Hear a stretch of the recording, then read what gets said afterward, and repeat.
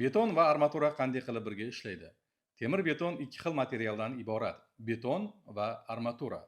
Beton siqilish kuchiga yaxshi bardosh beradi, armatura esa cho'zilishga mustahkam.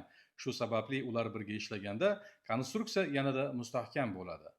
Beton va armatura bir butun bo'lib ishlashi uchun ular o'rtasida mustahkam yopishish bo'lishi kerak. Birinchidan, bu mexanik yopishish orqali ta'minlanadi. Armatura yuzasida maxsus qirralar bo'ladi. Beton quyilib qotganda, u armatura atrofidagi barcha notekis joylarni to'ldiradi. Natijada armatura beton ichida mahkam ushlanib turadi va joyidan qimirlamaydi. Ikkinchidan, ishqalanish kuchlari paydo bo'ladi.